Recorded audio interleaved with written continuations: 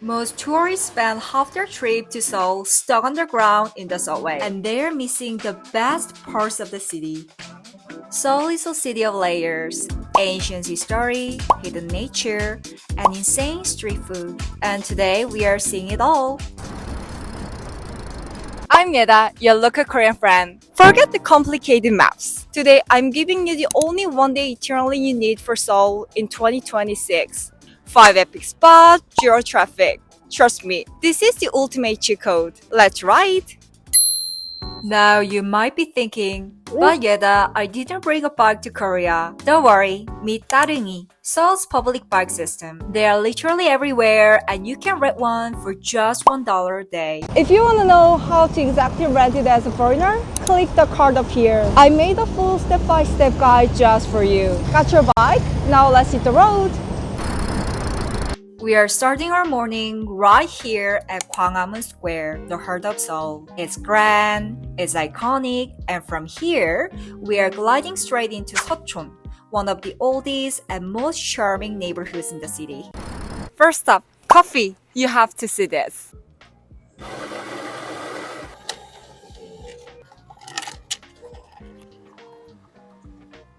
Freshly brewed coffee from a convenience store, and it's only $1. Honestly, it's way better than a $6 coffee. Perfect fit. Now let's find the hidden valley. Okay, from here, it's get a bit steep. So I'm walking my bike up to Suseongdong Valley. Riding through these ancient alleys with a warm coffee is my favorite morning ritual. So we go higher, the city noise starts to fade away. And suddenly, nature just takes over. We reached the end of the road, Suseongdong Valley. This place is like a time machine. 300 years ago, a legendary painter named Jeongseon painted this exact scenery. You can still see the same powerful lines in these rocks.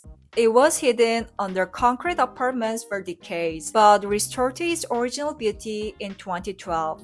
Even when the stream is dry, the energy of these mountains is incredible.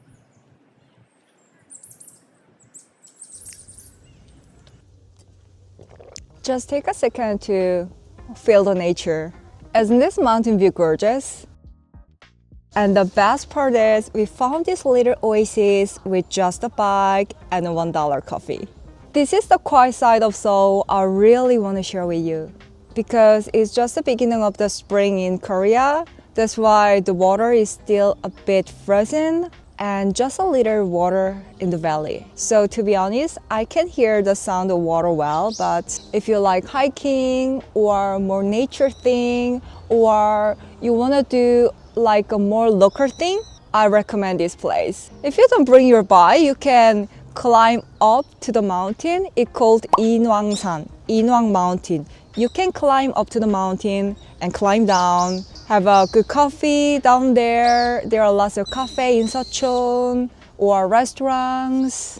Coffee's done, but now I'm actually starving. To get to our next stop, we are taking my favorite local shortcut, Hongjecheon Stream. Seoul has these amazing little waterways cutting right through the neighborhoods, and they all connect straight to the main Han River. No cars, no traffic lights, just a peaceful ride.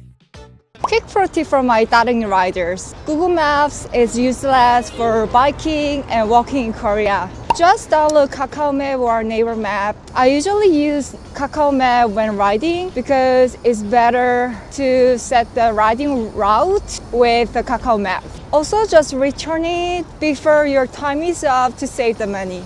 You can immediately rent another one for free. So here is Hongjecheon. Hongje Stream. I'm heading to Hongje Waterfall. Look at that! That's why I love biking here.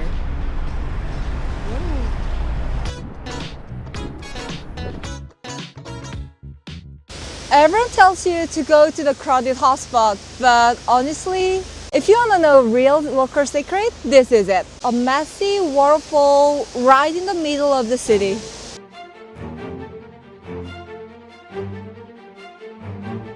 This waterfall is stunning, but honestly, it's just a teaser. Once it gets a bit warmer, I'm coming back with the Seoul public bike to show you the trekking course, complete with a barefoot walking trail. Make sure to subscribe so you don't miss that adventure. Ooh.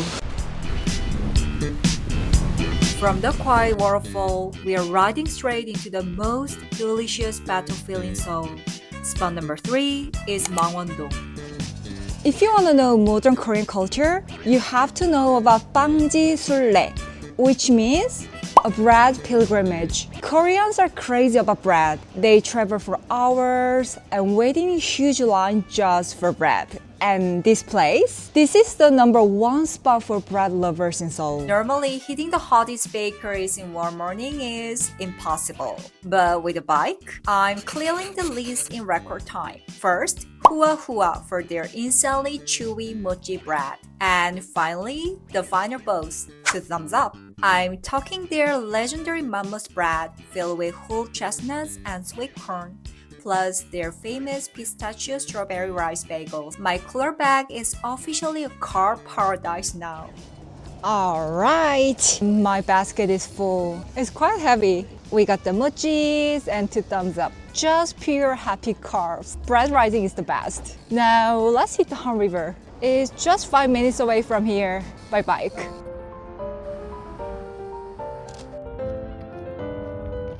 Look at my basket, it's literally packed. I got 5 breads from 2 thumbs up and 3 breads from Hua Hua. Wow, the bread itself is really chewy because it's a rice bagel. That's why I think it's very chewy. I love chewy texture. Definitely try this one. One bread is very huge. Curious about what's inside these bakeries? I'm dropping a full Mangwon guide in my next video. I will show you the absolute pickups and how to beat the line like a pro local. Stay tuned for that. For now, I'm just giving you a little taste. Mangwon is where the local soul lives, and believe me, one visit is never enough. Time to burn it off. We are heading east to our next spot, DDP. You could take the subway across the city, which takes over an hour, but why sit underground when you can do this? Here's the ultimate Seoul flex. From Mangwon to DDP is 98% pure uninterrupted bike path. We are riding straight along the Han River, skipping all the traffic and burning off those bakery calories with the best view in the world. This is how you earn your dinner.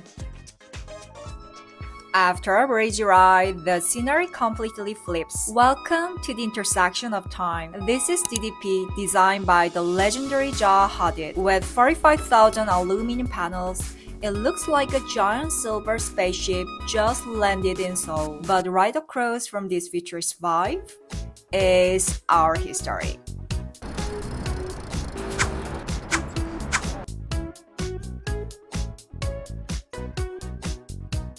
So it's time before the sunset, so it's gonna glowing everywhere. This park called Hungin Jimun Park is really have a nice gorgeous view. Especially both sunrise or sunset, you can have the glowing moment. Wow, just look at this view. On my left, I have the 1st century Joseon Fortress wall. On my right, the futuristic 21st century DDP. It's like a visual conversation between the past and the future. You can get this from a tour bus. You gotta earn it on food with your bike right next to you.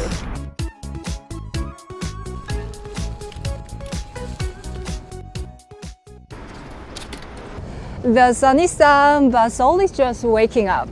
Next stop, Banpo River Park. It's 13 kilometers away. Sounds like a lot, right? But trust me, this is gonna be your best ride of your life. Let's roll!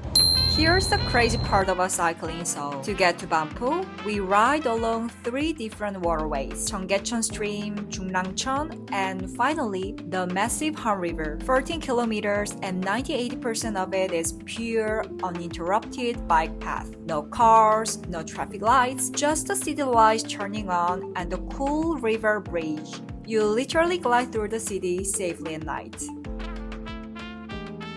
When the narrow stream suddenly opens up to the hot river, the vibe completely changes. This is the Seoul night you see in the movies. We finish our journey at Banpo. Even in March, the night view of Namsan Tower and the floating islands is iconic. Starting April, this place transforms with the Rainbow Fountain Show. It's magical, so make sure to check the schedule when you visit. But let's be real, the main reason we're here today? Hot River Ramen. Let's grab some ramen. I'm so excited.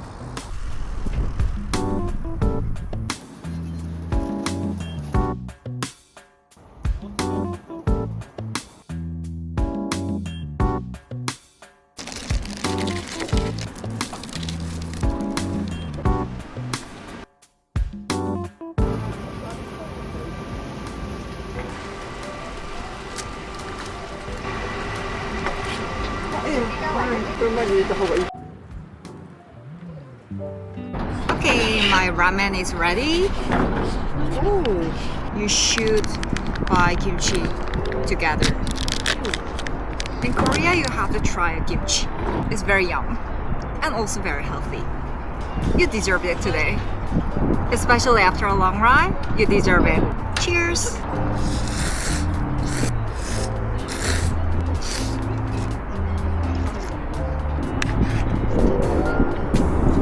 Seoul isn't just a destination to check off a list. It's an experience to be felt. And as you see today, there's no better way to feel its rhythm than on two wheels.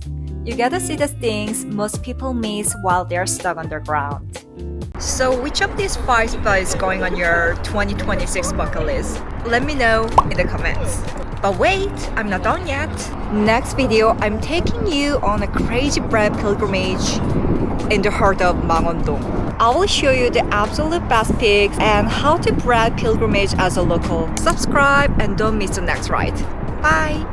So those are my top 5 spots for 2026.